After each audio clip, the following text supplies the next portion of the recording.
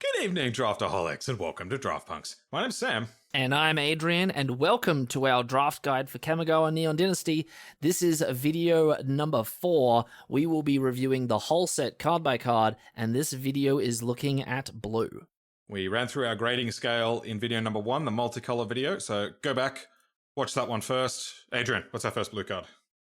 Our first blue card up on screen now is the March of Swirling Mist. We've got our first rare and X card on our first card. We've got an X and a blue instant that says, as an additional cost to cast this spell, you may exile any number of blue cards from your hand. This spell costs 2 less to cast for each card exiled this way, and up to X target creatures phase out. Interesting. So this is a little bit like half asleep, which is me on Monday mornings, half asleep. yeah, true. Right? It kind of you get to remove all their blockers for a turn, or remove all their attackers for a turn. Yeah, expensive, but maybe decent. Yeah. I don't know. What do you feel? It is definitely expensive. Oh, actually, if you phase out on their turn, they lose their attack step and you get a free attack in. Okay, that's not bad. That's not bad. I think I like this more than the white one. I think this could actually end some games. What do we feel about rating this one? Maybe C+. Yeah, that's what I was thinking as well. We're in sync once again. C+. Yeah, I think this is it doesn't really fit in like any of the format archetypes, but it's a decent card. Yeah, now it is worth noting it's a little bit weaker due to the presence of vehicles, right? Because they can... No, that's a lie. Ignore me. Move on. Next card. Next card before I make a greater fool of myself. Next card is Moon Snare Prototype. It is a single blue for an artifact. Tap an untapped artifact or creature you control. Add colorless. Channel 4 and a blue discard. The owner of target non-land permanent puts it on the top or bottom of their library. Is this the second coming of Futurist Sentinel? I think this is good. Yeah, me too. I think it's sort of got, it's less Futurist Sentinel, but like big sort of spring leaf drum. Yeah, that's a great comparison.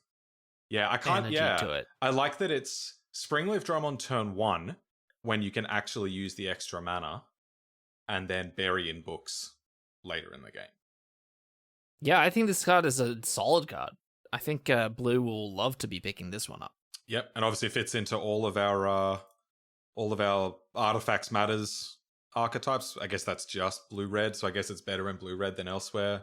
Although the ramp aspect of blue-green might enjoy this as well. True. Yeah, I think I'd be happy running this in most blue decks. We'll have to see how it plays out in blue-white and blue-black. But I'm definitely liking it in the other archetypes. Probably C+? Is that too aggressive? No, I like C+. I think this is a fine one-drop. I like this a lot. Yeah, me too. All right, next card. We have got the Network Disruptor. Another blue one-drop artifact creature this time. A 1/1 with flying, and when it enters the battlefield, tap target permanent. I love it. Oh my god. I want all of them. Give me 5 Network Disruptors and I will be a happy man. Gonna look forward to drafting 7 million of these and attacking with my army of 1/1s. This is a fantastic card for either the artifacts decks or just, I think its home really is ninjas. Is ninjas, exactly. Yeah. This is one, when we knew the set was coming, I was wondering, because we knew Ninjustu'd was coming back, I was wondering whether they would just give us a Flying Men, a 1/1 flying for 1, because that would be unusually good in this set with the presence of Ninjustu'd. Instead, they made it an artifact creature that taps down their blockers. And is common. Outrageous. This card is incredible. I expect this will be the best blue common. What are we feeling? Is B-? Even a B? Oh, I was going B-, but I can be talked into B. Might be a little hot takey, but I actually kind of like B. Damn. I reckon this thing is going to do some work. Yeah, obviously, this is great. Yeah, I reckon B in rogues, in ninjas. Probably B minus to C plus in the other archetypes, but yeah, fantastic card. Excellent. What we got next, Sam? Next up, we have a reprint. We have Spell Pierce is back. Single blue, instant, counter target non-creature spell, unless its controller pays 2. Incredible card in constructed, not really for limited. D. Yeah, D. I think I like D. Yeah, this thing's it's Spell Pierce. What are you gonna do? That's it. You're better off with Negate most of the time, and Negate is usually considered a sideboard card. So this is kind of a bad sideboard card. Yeah, it's going to suck when you get blown out by this. Sometimes you're just going to run your 4-mana removal spell into it, and it's going to hurt, but it's not good most of the time. Next. You got better. You got bigger things to worry about. That's it. All right, we have a rare 1-drop. We got a ninja, the 1,000-faced shadow. A 1-drop 1/1 with ninjutsu for 2 and a double blue, flying, and when it enters the battlefield from your hand, if it is attacking, create a token that is a copy of another target attacking creature. The token enters the battlefield tapped and attacking. What are we feeling? I love this. This is both payoff and enabler, which is just crazy. Yes. Yes. It's your flying man when you need something to ninjutsu back, and when you do ninjutsu it back, you can just put it in later. Yeah, this card's going to do some amazing work. I love it. I'm going straight to B. What are you feeling? Yeah, B sounds great to me. Yeah, this card is going to be a very good rare to pick up for your ninjas deck. That's it. It'll be incredible in ninjas, but honestly, I'd play it in any blue deck, right? Just get a couple of network disruptors and your 1,000-face shadow. I'm happy. It'll copy your best creatures in blue-red, in blue-white, even in blue-green. I'd happily play this in any blue deck, but obviously it will be best at blue-black. Love it. All right. Let's have a talk about this one. This is Armaguard Familiar. It is 1 and a blue for a 2/1 artifact creature equipment beast. It has Ward 2, equipped creature gets +2/+1, and has Ward 2, and it has Reconfigure 4. What are your thoughts? I think it's a little bit very expensive. Yeah. I think that 4-cost Reconfigure is pretty full on. Ward 2 is nice, but 2-mana 2/1s that just have Ward 2, like your opponent was going to remove them anyway. Right, yeah, who cares? This is in low C's, D's for me. Yeah, maybe D+. If you need a 2-drop, go for it. But it doesn't seem to have a home again in any of these archetypes. It looks like it should have flying, in which case it'd be good in ninjas, but yeah, I'm not in for this one, I don't think. Yeah, D+. Yeah. All right, next up, we have got Awakened Awareness. Another X spell, X and double blue. We've got an Aura. Enchant artifact or creature when Awakened Awareness enters the battlefield, put X +1/+1 counters on Enchanted Permanent. And as long as Enchanted Permanent is a creature, it has base power and toughness +1/+1. It's kind of a weird card, this one. It's a really weird card. Hey, it's like a Kasmina's Transmutation that has some additional upside, right? You can pay 2 to turn the creature into a 1/1. You can use on your own stuff if you want to make it big. Yeah, but it doesn't even make it that big, right? You pay 6 mana and your creature becomes a 5/5. Yeah. So... yeah, that's true. Even though it's got more flexibility than Kasmina's Transmutation, that card was not good. And the variants on it we've seen since then have not been good. And I don't think spending a lot of mana to put some +1 counters on your guy is where you want to be. I guess maybe this is a payoff for the blue-green ramp deck. Maybe. Yeah. But even then, it's kind of nothing, right? Even then, it's not great. I'm thinking probably a D to D+ for this. Yeah, I was thinking D. Yeah, D sounds good to me. I don't know who's using this card. Yeah. Especially uncommon. Strange uncommon. Agreed. All right, next up. What we got? Next up, we have Disruption Protocol. Blue, counter target spell. Counter spell's back, baby. It's back. That's it. Happy days. No. As an additional cost to cast this spell, tap an untapped artifact you control or pay 1. So this is cancel ordinarily and counterspell if you've got an untapped artifact. Yeah, it's cancel with improvise. Yeah, that's a great way to put it, actually. It is. It is cancel, it's cancel with improvise. with improvise. It is. And how good does that make it in limited? Can I ask you a question? How good would counterspell be in limited?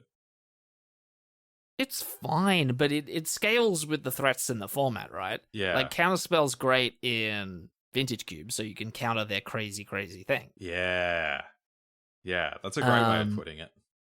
But, I mean, counterspell would have been not bad in Crimson Veil, maybe, counter their big old bomb. Yeah. But in this format, from what I'm seeing, not very bomby. I don't know if it's that good. I think that's a fantastic way of looking at it. Yeah, so yeah, if the format turns out to be one where you just really need to answer a couple of key threats, then something like Disruption Protocol, if you can get the artifact to make it cheaper, could be fine. Otherwise, even if you're paying 2 mana for it, if you're just countering random commons, that's fine, but it's not incredible. So this is maybe a C+ in, or maybe even a C in blue-red and a C- everywhere else. That's what I was going. I landed on a C-. I think I'm happy with C-. Obviously, yeah, it goes up a bit if you're blue-red, but yeah, not too high on that at the moment. No. All right, next up, we have got Essence Capture, another counterspell for double blue. This is a reprint. If you remember from the good old days where this was printed, and I can't exactly remember which set it was. RNA, yeah. This saw a lot of play in the mono blue constructed deck, but was pretty much unplayable in limited. Ah, interesting. So do you want to read the card first, then we can discuss it? Oh yeah, counter target creature spell, and then put a +1/+1 counter on up to 1 target creature you control. I remember it seeing some play in the Simic deck. But the double blue was a bit rough. Yeah, that's it. Double blue is rough for these kind of things. That set had a +1 counter theme with the adapt creatures, and this set also has a +1 counter theme. It's just not in blue. No. But that being said, I do like 2 mana counter target creature spell. I'm a big fan of Essence Scatter in limited. It's just a question of how rough that blue cost is going to be. What are your thoughts on it? Yeah, I don't love it. I'm down on D+, C-. Okay, yeah. I think I would land on a C, but I'll come down to C-. Okay. I'm not a big, like, when I'm playing limited, I want to do something. Yeah, I'm kind of with you. I generally like affecting the board. Just sitting back on counter spells rarely works in limited, in my experience. I think you'll have a higher win rate if you're you don't have to be aggressive, you just have to be doing things. Yeah, agreed. Yeah. All right. Let us know about this one, Sam. The first thing I'm going to tell you is this art is incredible. How spooky is it? That's so sick. I think this is a set full of incredible art. I think this is my favorite one in it. So good. Ghost Shintai of Lost Wisdom. 1 and a blue for a 0/4 flying legendary enchantment creature shrine. At the beginning of your end step, you may pay 1. When you do, target player mills X cards, where X is the number of shrines you control. I don't like it. Yeah. And I know I have a history of drafting mill and being sort of told off for it, but this one is not very good. I think what it's got going for it is that it's one of the cheaper shrines. Yep. So it makes your other shrines better in your other colors, but on its own, it's just doing absolutely nothing. Yeah. The one cool use I have found for it is it doesn't have Defender. So it's a 2 mana flyer for your ninjas. True. Even though there's like better 1 mana flyers at common even. Yeah, agreed. I wonder if you would play this in a pinch if you needed another enabler for your Ninjutsu deck. Maybe. But yeah, the effect on this is just not worth it. If there's a hardcore clear the mind control deck, I could see that wanting a big butted flyer with a quote unquote win condition stapled to it. But everywhere else, no. D. This is a D. Yeah, this is a D. I mean, go home, go Shintai. That's what the go stands for. Yeah. This one's not doing a lot of work. I don't think so. All right, what's up next? All right, next up. That makes me sad because I want shrines and I want that art to be good, but agreed. That kind of doing it. All right, what's up next? We got the mnemonic sphere. 1 and a blue artifact, 1 and a blue, sack it, draw 2 cards, or channel, discard it, draw a card. What do you think about 4 mana artifact based? Not ponder. What's the 3 mana draw 2? Oh no, I'm thinking this is hieroglyphic illumination. Oh, I didn't think of that. Right? Okay, 4 mana draw 2 or cycle for 1. That's all play in the time. Yeah, and this one you can split over multiple turns, and it's got artifact synergies. Yeah, so your blue card advantage spell is stapled to an artifact today. I like that. That means we've got synergies in blue-red. We can use it to, we can use it with the Moonsnare prototype that we saw earlier to add mana before you crack it for cards. And then there's plenty of other artifact ETB effects through blue and red. So yeah, I don't think it's anything incredible, but it looks like a solid C to me. Yeah, same.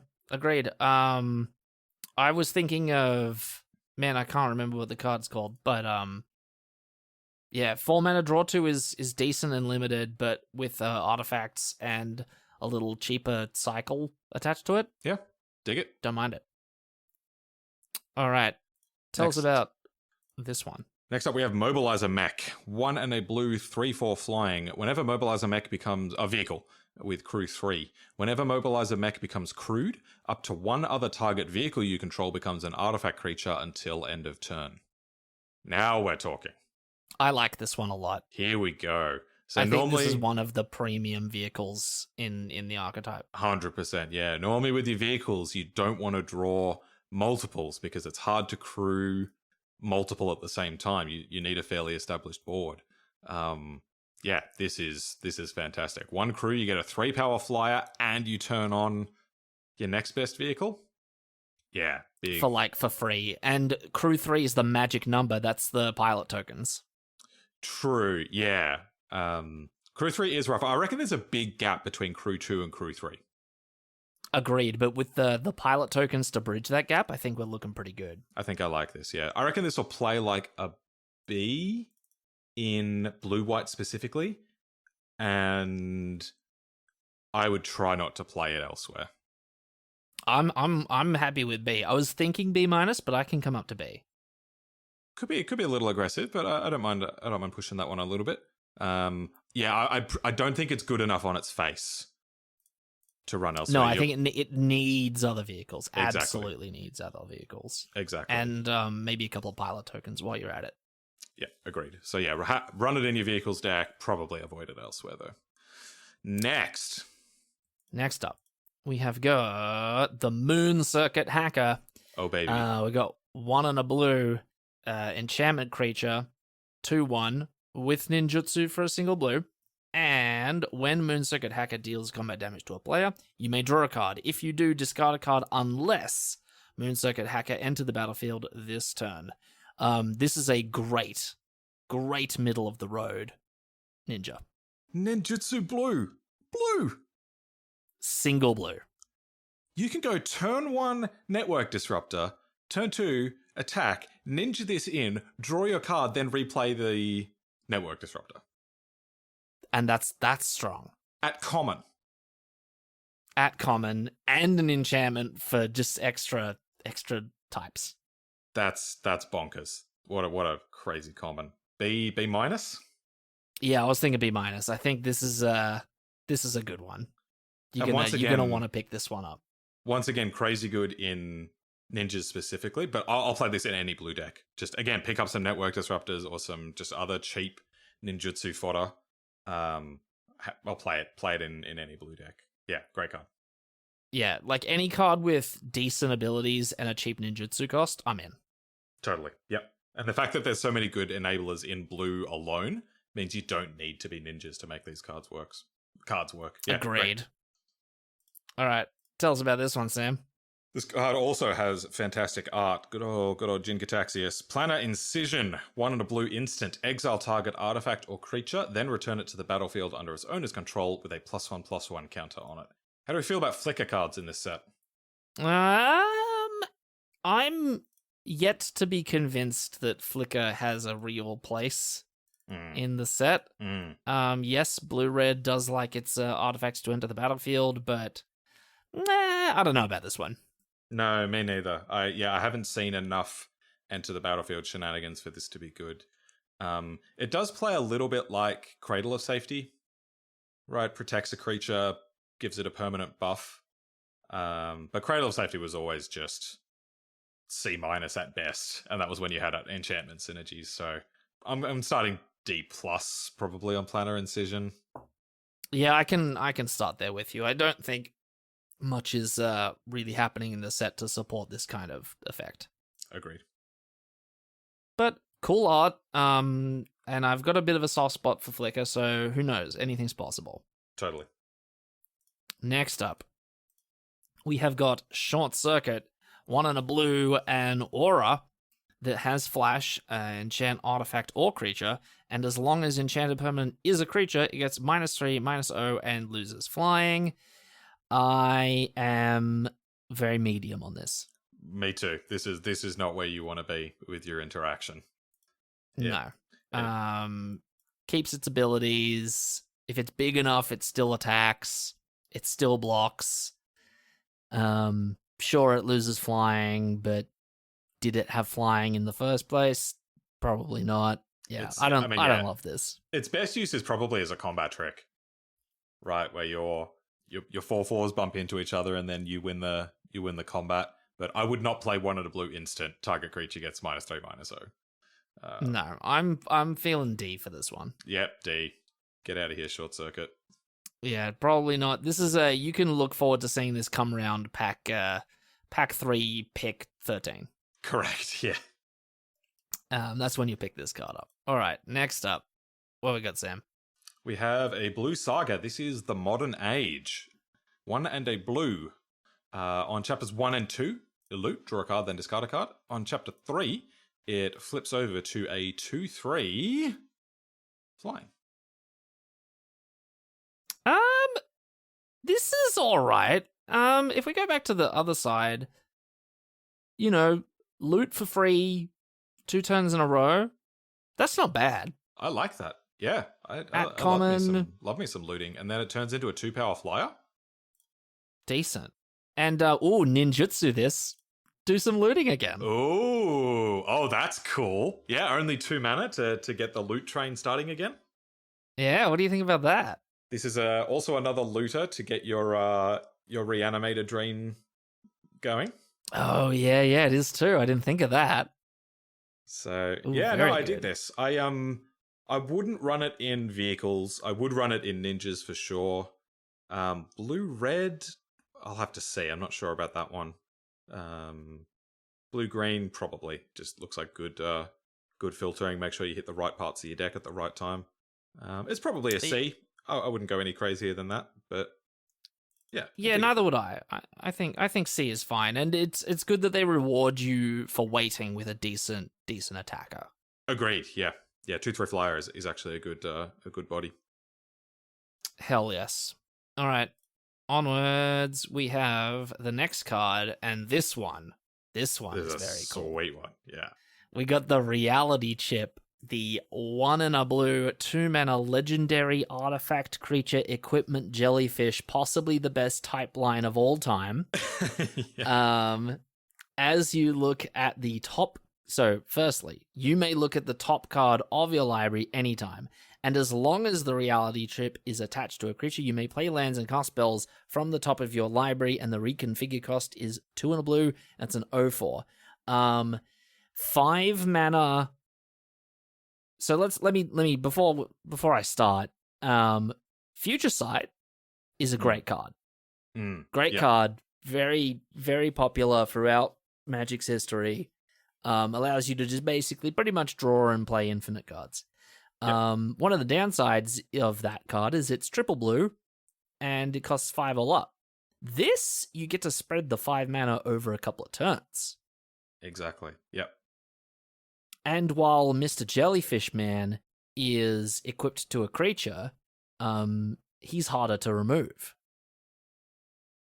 So True, although they can remove the creature and then you need to reconfigure, but it's only 3 mana.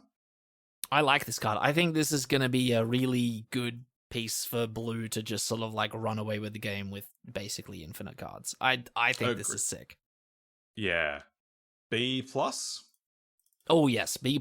B+ is a good one. I like that a lot. I think this card is sick.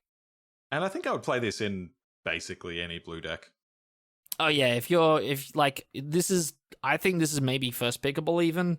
But if you're blue and this comes around the draft, you're cheering. This is a good one. Totally. Love it. All right, next up, what we got? Acquisition Octopus. 2 and a blue 2/2 artifact creature equipment Octopus. Whenever Acquisition Octopus or equipped creature deals combat damage to a player, draw a card with reconfigure 2. How do we feel? So what we learnt from Ikoria is that 3 mana 2/2s with the Curiosity text tend to be pretty good. I was a big fan of the Thieving Otter. Very good. Now, the only thing that I think is sort of strange about this card is I don't think I'd ever want to reconfigure this. Unless I had like a flyer and I'm not in Ninjutsu. Because like my feeling is like, oh yeah, reconfigure, put it on my flyer, swing. But then if you're in a Ninjutsu deck, you're going to be really incentivized to flick that flyer out and you've wasted your mana. So I think this card is great in terms of just being a 3 mana 2/2 that draws you a card whenever it connects. I can't see myself reconfiguring much unless I'm in like blue-red or blue-white. I suppose it gives you another use for your network disruptors, right? Once you're done ninjutsuing things in, instead of just having a random 1/1 flyer, strap them up this to it. Yeah. Give them the old octopus treatment. Yeah, I could see this being good. I think in all of the blue decks, it's an artifact for blue-red. Maybe less good in vehicles. It's kind of, you really want kind of good power to mana cost ratio in those decks. And like reconfiguring this onto a vehicle is not super effective use of your mana. Nah, that's a good point. So perhaps not as good in blue-white, but I think I like it in all of the other decks. Yeah, okay. Well, what are we feeling about this one? Give it I feel like C's, maybe C, higher C. C+, I could go C+. Yeah, Thieving Otter's great, and Artifact Creature Thieving Otter that is also an equipment is even greater. This is Thieving Artifact. It's Thieving Octopus. Thieving Octopus. Oh, yeah, true. Nice. All right, next card. Things are getting derailed. All right. had Covert Technician, It is 2 and a blue for a 2/4 artifact creature human ninja. It has ninjutsu 1 and a blue, and whenever Covert Technician deals combat damage to a player, you may put an artifact card with mana value less than or equal to the damage from your hand onto the battlefield. Is this good? I think it's not bad. Cheap ninjutsu, which is good. I think it's an interesting intersection between the artifacts. Like, you're playing this in probably like a Grixis splash deck, right? You got some decent artifacts for your blue-red, and you got some ninjas. Lot of artifact creatures, so you can plonk a 2-drop onto the battlefield with the Covert Technician connecting. I don't think this is a crazy card, but I think it's decent at what it does. The problem is, in order for the card to do its thing, you need to have a hand with multiple 2-drops, right? Because you play one on turn 2, and then you play either cast or ninjutsu this on turn 3. So you've still got a 2-drop artifact in your hand. Then it needs to connect, and when it does, you get to put a 2-drop artifact into play. Let me give you this one. Okay. You attack with your network disruptor. You ninjutsu in the covert technician. Covert technician hits them. Trigger. Plonk the network disruptor back in. Tap another thing. Yeah. That's pretty good, right? I'm not in. I reckon this is a D. You reckon this is a D? I was thinking C minus. Oh wow, we found. I don't care if the trigger happens. It doesn't do enough. I put my network disruptor back in the battlefield for free. Just pay 1 mana and play it. No, I'm going to cast another spell with that 1 mana. I don't think you're ever putting this in a deck. I reckon this is not good. Because I'm driving, it's C minus. All right. Get in the comments, whether it be with me or with Sam. What did you think it was, Sam? D. D? You reckon it's D? Okay, I'm saying C minus. Get in the comment section. Let us know what you think, because tell I don't actually think this is that bad. All right, good to have some disagreement. All right, shall we continue on? Tell us about Discover the Impossible. Okay, so to discover the impossible is possible in Neon Dynasty, and this is how it goes. You pay in 2 and a blue for a 3-mana instant, and you're looking at the top 5 cards of your library, exiling one of them face down and put the rest on the bottom of your library in a random order. You may cast the exiled card without paying its mana cost if it's an instant spell with mana value 2 or less. If you don't, put it in your hand. I have such a hard time evaluating this. I think the only acceptable use of this card is when your opponent casts their bomb spell, non-creature spell, and you tap 3 mana with your only 1 card in hand, you discover the impossible, and then spell pierce it. Oh, that's or the you can get the counter spell off of this one because its mana value is still 2 or less. Oh, true. That's a cool use. Yeah, no, just I don't snap it straight off. Yeah, no, I don't think this card is good. 3 mana, dig for 5, take the best one. Not very good. That's terrible use of your mana. Getting to cast a 2 mana thing for free, who cares? You're probably not digging for a 2 mana thing at that stage of the game. Hey, let me hit you with this though. For an extra 2 mana, you can cast that network disruptor for instant speed. Tap down a blocker. Woo!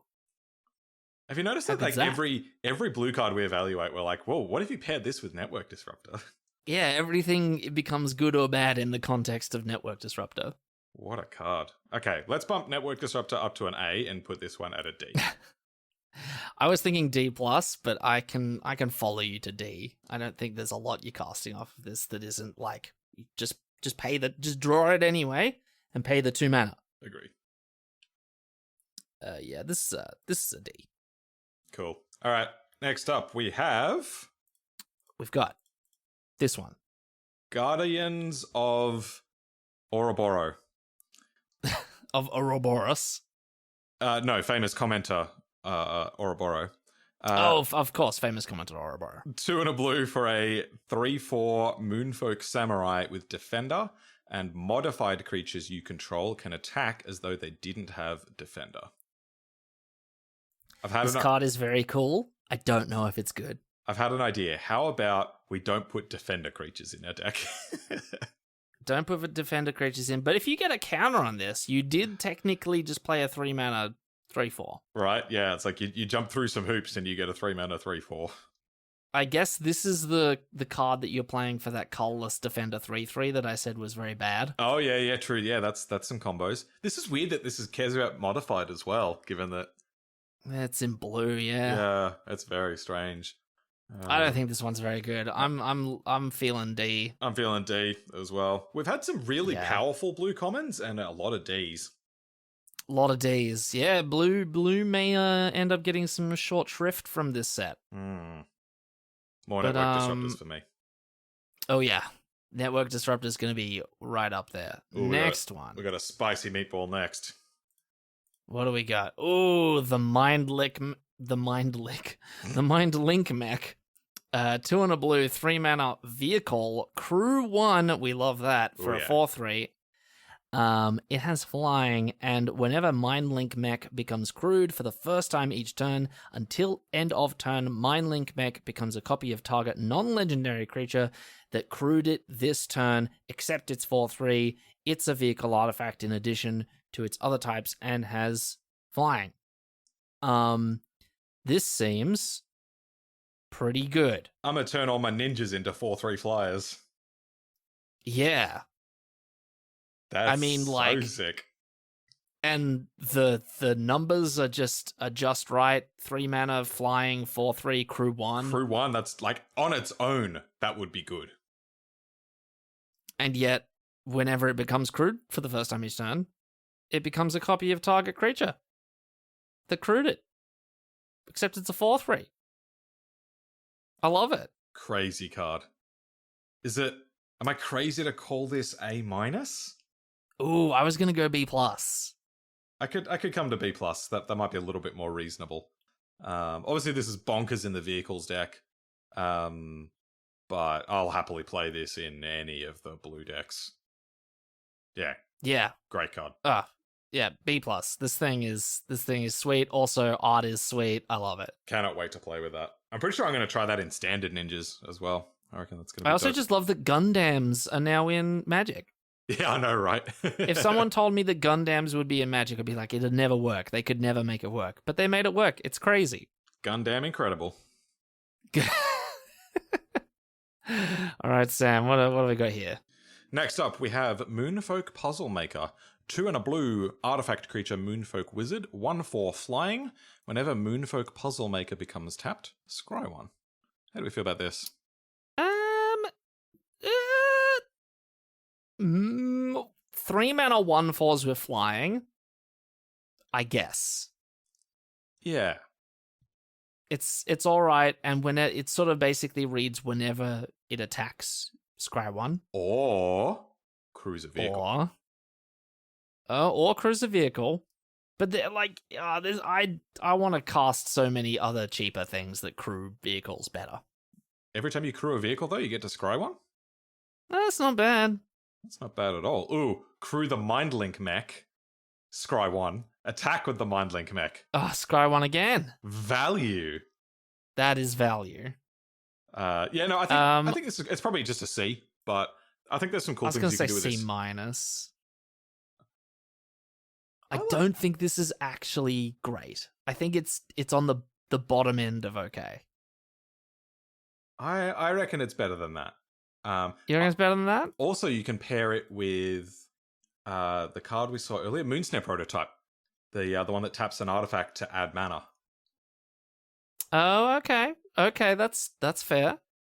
I think if it was just an attack trigger, I wouldn't like it. But the fact that I can get a scry 1 every time I crew my vehicle, I think I like that. So I think I'm with you. C- in most of the decks.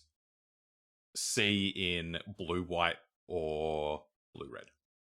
Okay, well, I gave myself one earlier. You can have this one. Okay. C for the Moonfolk Puzzle Maker. Yeah, I don't know about it, but let's march onwards.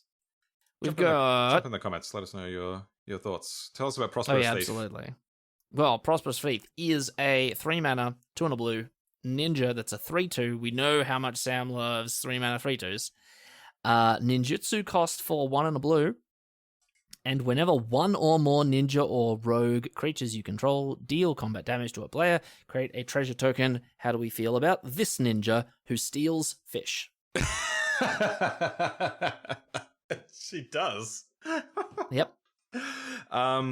I like regular treasure making. It seems like trinket text. It seems like a really minor effect, but it's so backbreaking when your opponent just gets a free Lotus Petal every turn. This is true. So yeah, I think I like this one. Yeah, I think I like it as well. Not as good as the 2-drop that draws you a card. Agreed. But it hits harder. and it still does a good job at being a ninja. Agreed. I'd put it in the C's somewhere. C+. Yeah, why not? C+. You're going to enjoy putting this in your ninja deck, and you're going to enjoy eating that fish you stole. Agreed, yeah. I think the Prosperous Thief is probably going to play good friends with things like the Octopus and a lot of the other rogues, where if you can play a tempo game where you keep bouncing or removing their creatures, then this gives you... All of the other sea creatures.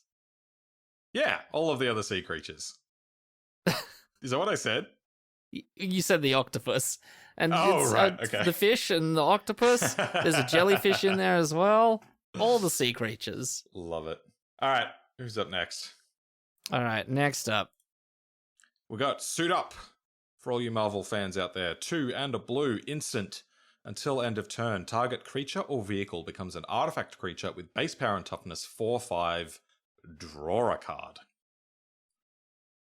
They want this effect to be good, don't they? They really do. We saw it like Serpentine Ambush. Yep. In the previous set. Yep. Square Up in Strixhaven. Yep. I'm still completely unconvinced, and at 3 mana, it still seems bad, even though they gave you a card for it. Draw a card is such a lovely line of text, though. It is, but I guess it makes a vehicle big for a moment, but then again, I don't know, 3 mana. If this was 2, I'd be on board. 3 seems just a little too much. 3, I mean, I feel like the best use of it is going to be ambush their creature in their attack phase. With your vehicle or something. I mean, just a creature, right? Oh, true. I mean, pick one. Yeah. I reckon that moves it up from unplayable garbage to C. Okay. I was thinking D's, maybe low C's. Can I move you down to a C-? Okay, C-.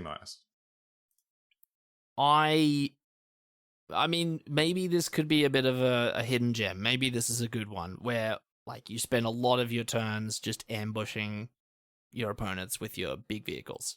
Yeah, and I mean, the other kind of thing that weakens this card a little bit is there aren't any spell matters synergies in this set.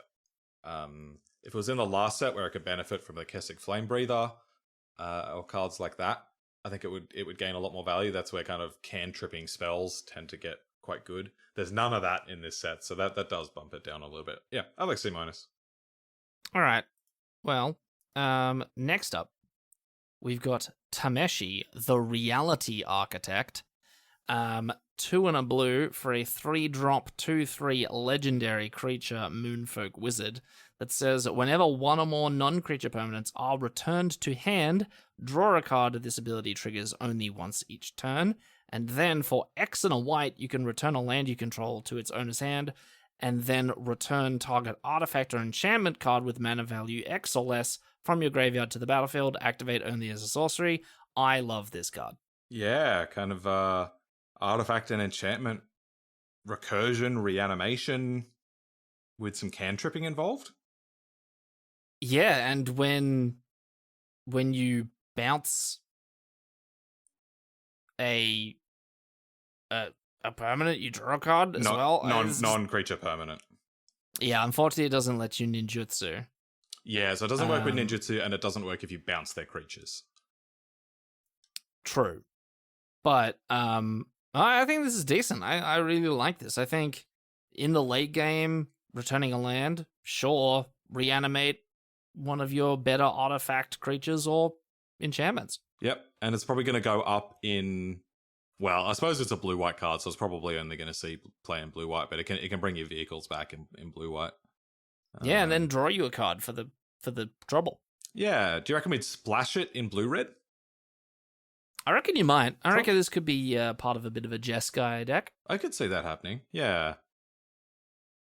Yeah. Yeah, what are we feeling about this one? I feel like high C's, maybe a low B. I could go B-, yeah.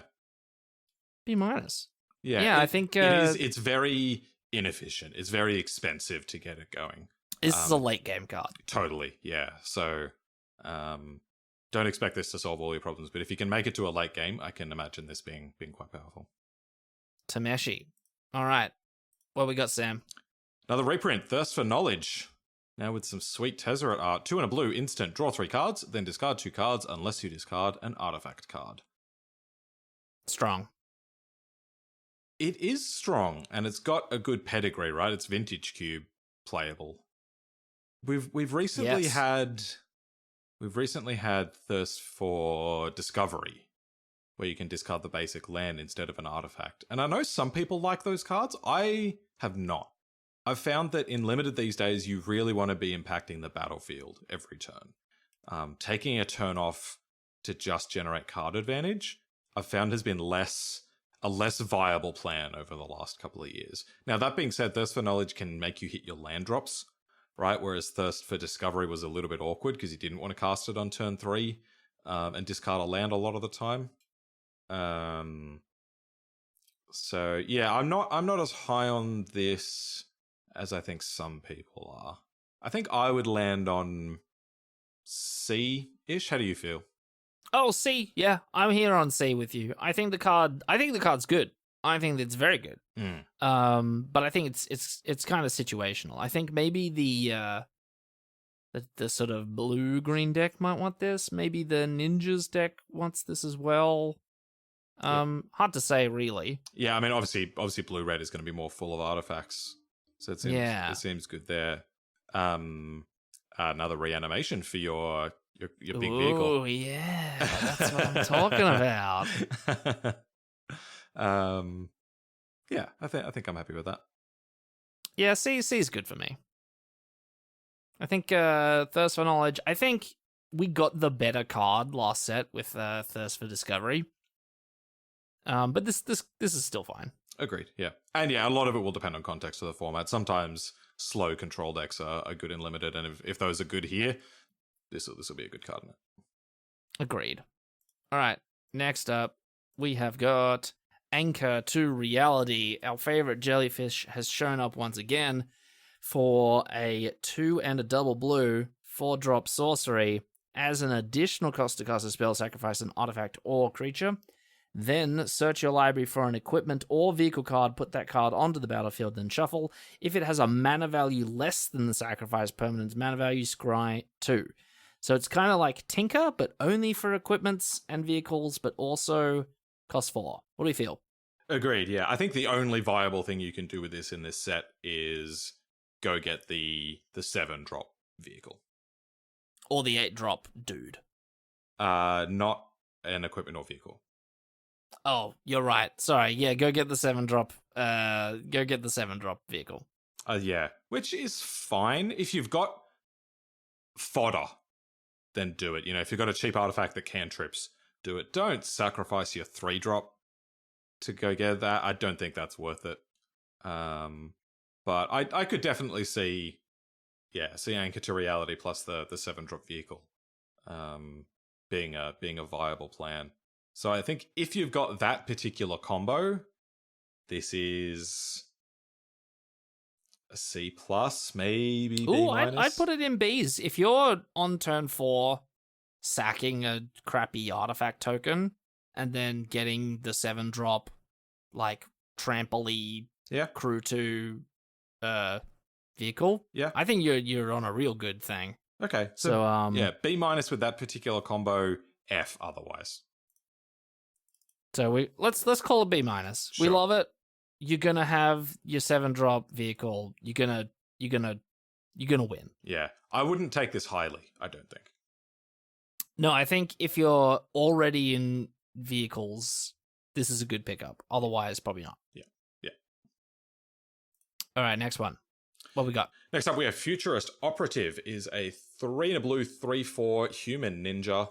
As long as Futurist Operative is tapped, it's a human citizen with base power and toughness 1/1 and can't be blocked. Pay 2 and a blue, untap it. This one's so hard. I think it might be good, but then I also have a feeling that it could be terrible. I think I'm on Team Terrible. Like the trick is obviously it's a ninjas thing. You can make it unblockable and then ninjutsu it back. I don't want to ninjutsu my 4-drop. That's the thing, right? Right. It's a 4-drop. And I guess like what you're supposed to do is attack with it, then untap it, get them for 3. I want to pay 3 mana to do them 3 damage. No, I'm not interested in anything that this is selling. Yeah, you've brought me onto it. I don't think there's actually much that it does. No, it doesn't have any like bonus synergies, right? Not an artifact to go in blue-red. No, I'm not seeing it. I'm seeing a D. Oh, I was gonna. Is this an F? I think. I mean, like the floor of a 4-mana 3/4 that in the late game can peck in for 3 is at least okay. This is true. At least playable, but it is very bad. Okay, yeah, D. Yeah, I don't. Yeah, this thing. If there is some sort of sick use for it, I can't find it. If that's the future, I don't want to be living in it. All right, next one. We've got Futurist Sentinel, which is a 3 and a blue 4-mana vehicle that's a 6/6 with crew 3. Just a thick boy. Yeah, so we've seen this before, but colorless, right? The Countryside Crusher. Is that what it was called? I think it was something Crusher from Kaladesh. Was a 4-mana 6/6 crew 3, and it was fine. Yeah, I think in this set made better by the pilot tokens, because 3 is the magic number there. True. Yep, that's a fair point. But still, I did just on the little, just less than great. I think this is a C minus for me. Yeah, I think I like C minus. I like this a lot more if you've managed to pick up the mobilizer mech, the vehicle that activates other vehicles. Oh, yeah, that's a very good point. Yeah, waking up your 6/6 for free as well as attacking with your other big guy. No, yeah, that's nice. That's it, yeah. So, like, on the surface, C minus. But if you've got pilot tokens, if you've got a mobilizer mech, if you've got other ways to kind of get your vehicles active, I think this could bump itself up to kind of C plus sort of territory.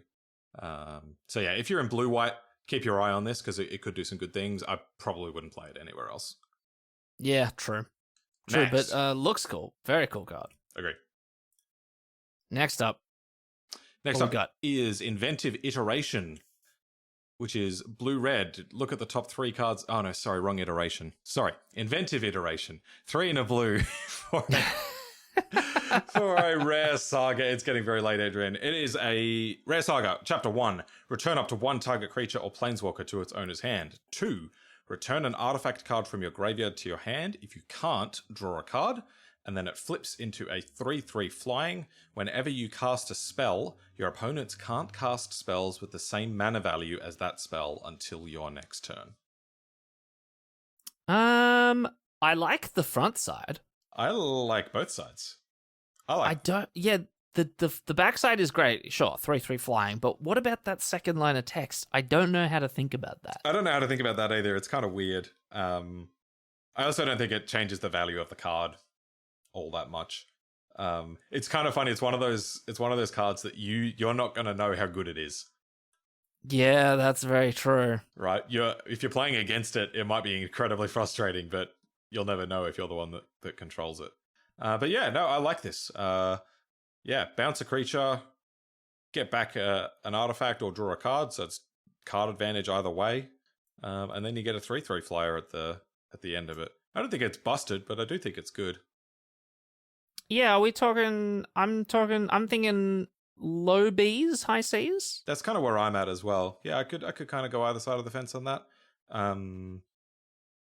Unfortunately, blue doesn't really get any ways to bring enchantments back to the battlefield. Oh, I suppose except Tameshi. That's a kind of cool one. If you can recur this. Yeah, that's true. Keep getting the value. But I'll go B minus. I like that. Yeah, we like B minus. Yeah, this decent rare, decent blue rare. Yep. Not a bomb, but also, will make your deck better. Yeah. No particular synergies really for this one. I think it'll go in most decks. Agreed. Next. All right, next up, we have got the Snare Specialist. And we got another ninja. This time a 4-mana ninja. with ninjutsu for 2 and a blue. And when it enters the battlefield, return up to 1 target creature to its owner's hand. It's a 2/2. We've got Mana Ninja, or Ninja of War. Ninja of War. Yeah, this is great. Love this. I love it as well. Yeah, this thing's great. Yep, good in ninjas. Well, great in ninjas and good anywhere else. I'll play this once again in any blue deck that you can enable the ninjutsu in. I rate it quite highly, actually. I think this is like a B-. Oh wow. Just the bounce, and like it's a ninja, so you're probably gonna recur on it.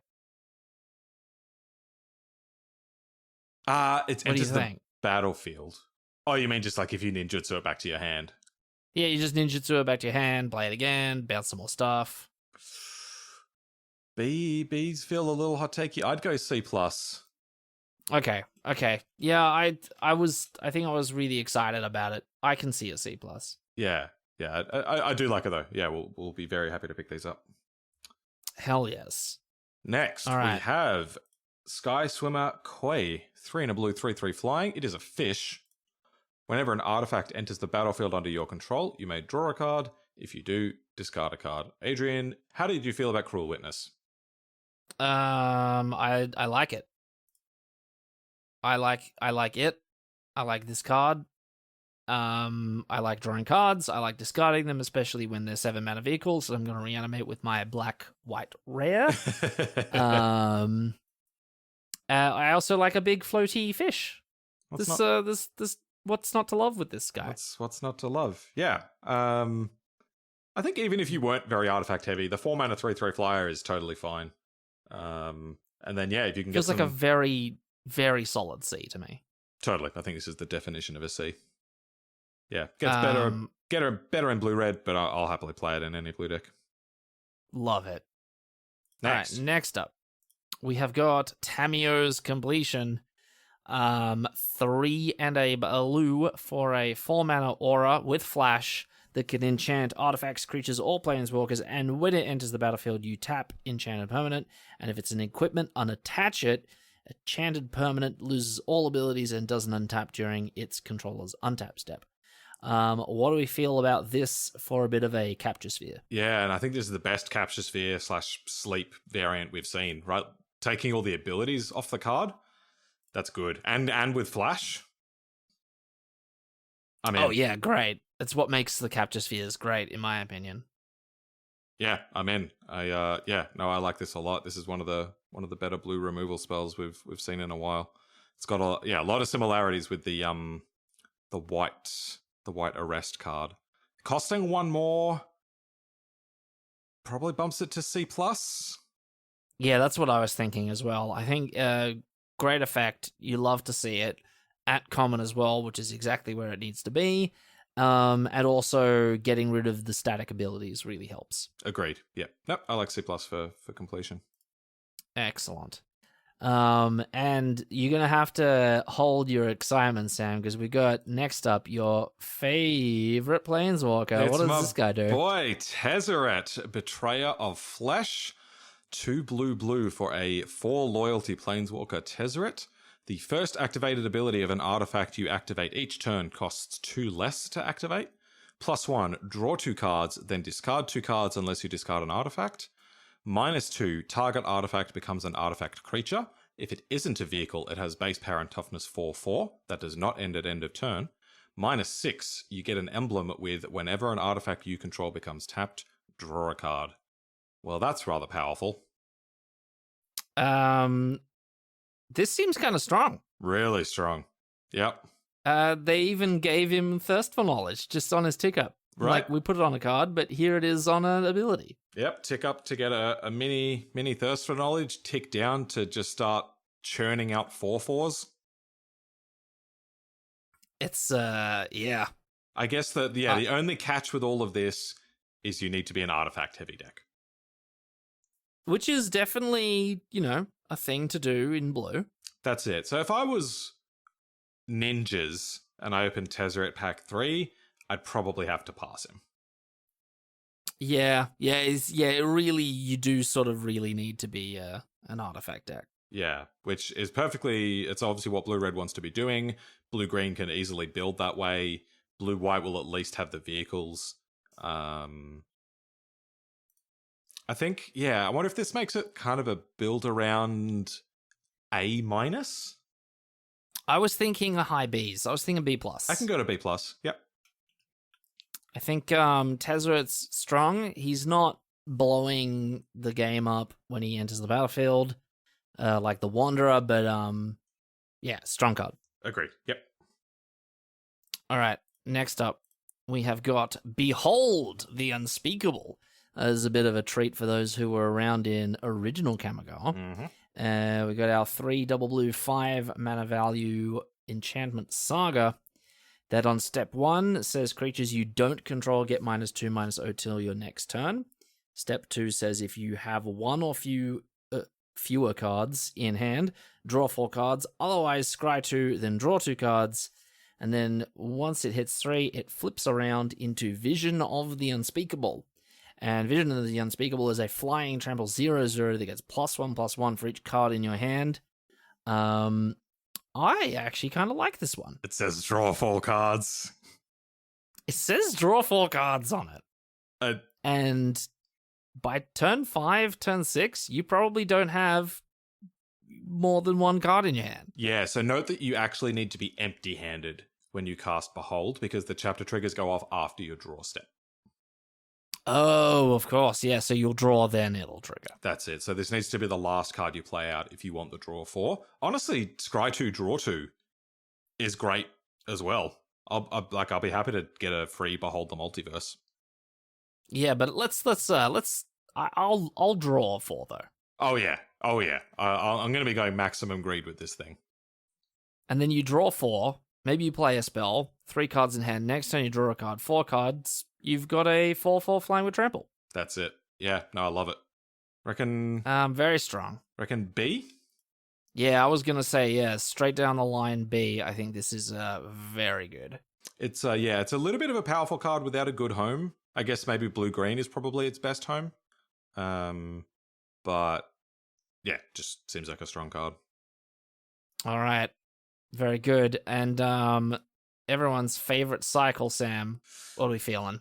Blue member of our quad cycle, invoke the winds, 1 and quad blue, sorcery, gain control of target artifact or creature, untap it. Now, what do we know about gain control effects in Limited? Right, mind control effects among the best possible cards you can have in Limited, and this even negates one of the biggest downsides, which is if you're getting beaten down and you need to steal one of their attackers, it can still block. Yes. So, yeah, I think just as powerful as the white member of the cycle, but same caveat. You need 12 plus islands in your deck if you're going to run this. So I think I'd give this a build around A-. Yeah, I'm with you. I think this is definitely in the high Bs or As. Gain control effects are just so good. They're so good, yeah. But yeah, 12 islands. Don't skimp. So if you want to play this, you gotta make some sacrifices. You gotta be pretty heavy blue. Yep. All right. So next up, we have got the Replication Specialist. So our 5 mana, 4 and a blue, 3/4 creature, Moonfolk Artificer, has flying, and whenever a non-token artifact enters the battlefield under your control, you may pay 2, and if you do, create a token that's a copy of it. I love this. I think this is sick. This card is very good. This is incredible. Yeah, this is what I want to be doing in Limited. This is the blue-red card. Can you imagine copying the mnemonic sphere with this? Oh, copying the mnemonic sphere. Oh, that's going to catch us up the whole format, isn't it? Hey, you can even pay an extra 2, copy your network disruptor. Ooh. Get another network disruptor. Oh, I'm into this. And it's once on a again, good body. proving that, right, the 5 mana 3/4 flyer? Perfectly solid. Hell yes. No, this is a great uncommon, and I think I will put it in almost every blue deck, unless I'm just running no artifacts. Yeah. Little bit, yeah. Copy your vehicles. Copy the vehicles. You can copy your vehicles. It'll often be expensive to do that, but yeah, you can. Copy your what was the name of the one that crews? Copy your mobilizer mech and then Ooh, that's cool. use it to crew the copy. Oh, that's cool. How do we feel and about then and then you just chain the copies? Yeah. Hell yes. How do we feel? I think this is in the B's for me. Yeah, it's like straight down the line B. Yeah, I think this card is very sweet. I'm excited to play with this. This looks very cool. These kinds of like sort of free value cards, or like cards where like you just sort of like double up on your already existing value, they're always sweet. Agreed. Yep. All right, next up, we've got this thing. We have Cyber Trespasses, artifact creature, Moonfolk Rogue, 4 and a blue for a 3/5, and it has Channel. Discard it, 3 and a blue, discard it. Tap up to 2 target creatures you don't control. They don't untap during their controller's next untap step. So yeah, it's kind of a flip card between the kind of freeze 2 creatures and a 5 mana 3/5. Yeah, I don't actually mind it. I think its home is your green-blue Channel deck. Agreed. But not a bad... even if you just forget that it's a 3/5. 4 mana, tap up to 2 target creatures at instant speed, and they don't untap, that's strong. Agreed, yeah. So yeah. I'm feeling high C's. Maybe a low B. Oh wow, I definitely wouldn't go that far. I think I like just a down the line C. You like a down the line C? I think I just like having come from a format where you're paying, wasn't there a core set recently that had like a 4 mana tap 2? I'm not sure. But anyway, it was I remember it being decent, and this staple to a creature I think is even better. Yeah. But happy for C here. This card is not bad. Yeah, I agree. Yeah, I quite like it. Even if you just use it as an instant. Yep. That can't be countered. Totally. Yep. Next up. Hell yes. Next up, we've got Kyrie the Swirling Sky, our second legendary dragon. Kyrie costs 6, 4 and a double blue, is a 6/6, has flying and ward 3. And when Kyrie dies, you get to choose one of the following. You get to return any number of target non-land permanents with total mana value of 6 or less to their owner's hands. Or you mill 6 cards and then return up to 2 instant or sorcery cards from your graveyard to your hand. This one is very good as well. Ring the S-bell. This thing is crazy. Again, just a flying beat stick. And then if your opponent decides to remove it one day, or let's say they pacifism or whatever, and you find a way to sack it, you can bounce all their stuff. Yep. It's just ridiculous card. Notably, it can bounce every token. Oh, that's cool. Yeah. You just go ham on the tokens. That's cool. Yeah. This card's ridiculous. Very strong. This is I think all the dragons are going to be the quote unquote bombs of this set, totally. As far as I'm concerned. Thankfully they're all mythic. So yeah, they're very strong. Ward 3 basically says you spend your entire turn removing this. And even then I get a lot of value. That's it. So love Kyrie, gonna put it in my deck, gonna win some games. Next up, get away from these stupid dragons. Okay, what do we got, Sam? How about Jin-Gitaxias, Progress Tyrant? 5 blue, 5/5 legendary creature, Phyrexian Praetor.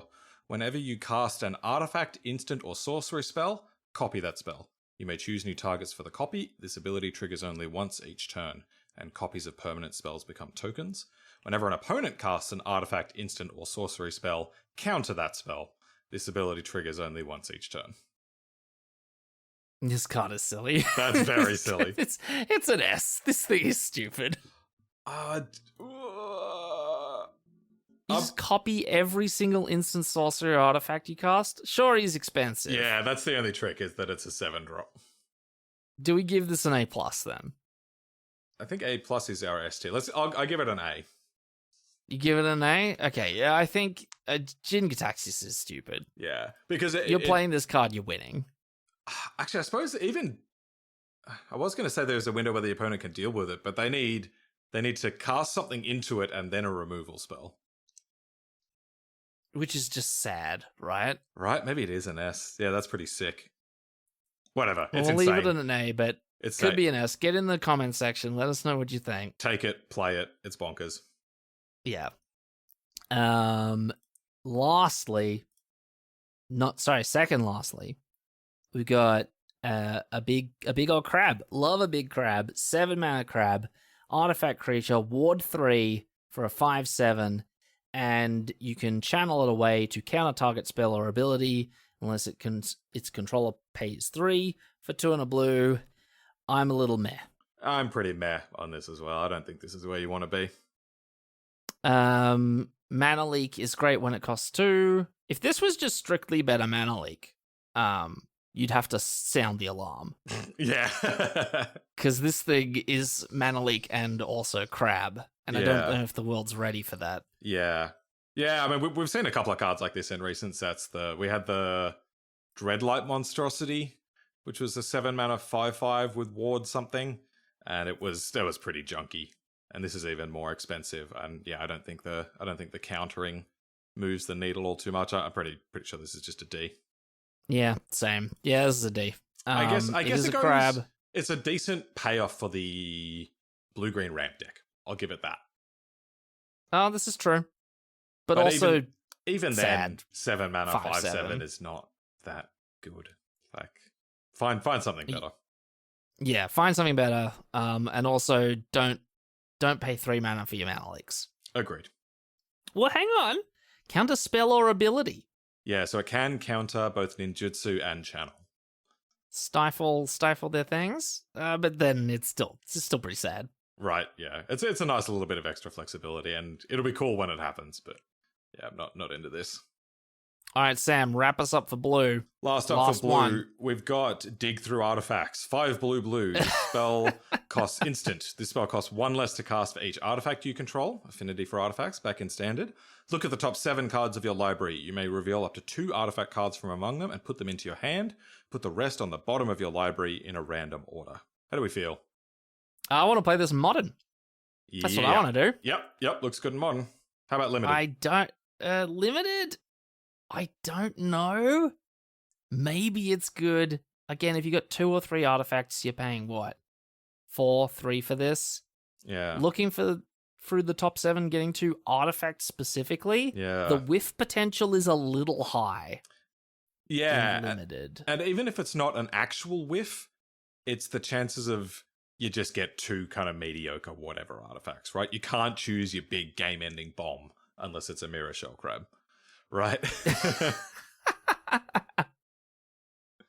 Yeah, I don't think I like this. I'm not, as we discussed before, I'm not generally a fan of spending mana just to draw cards in limited. I like to be affecting the board. Add to the fact this might be really expensive. Add to the fact it's got whiff potential. I don't think so. I think if you're really heavy in artifacts, maybe you want to play this. But I think as a general rule, I think this is almost a build around. Like, you got to be real heavy artifacts to get this sort of really doing what you want to do. Yeah. And even then, I mean, maybe it's good, maybe I'm wrong, but it just doesn't seem very whelming. I feel like a C minus. I'd go D. Can I bring you up to D+? All right, D+. I think this thing maybe has potential, but it also, I just want to play it in modern. This is not a card for limited. This is a card for constructed. That's fine. Take it out of my limited decks. All right, that'll do us for blue. Next up is black. There should be a clickable link on the screen shortly, and it'll be in a playlist. Don't go anywhere. And if you want to see a Kamigawa Neon Dynasty draft from us the moment the set is live, all you need to do is remember what to call a werewolf on YouTube. It's a like and subscribe.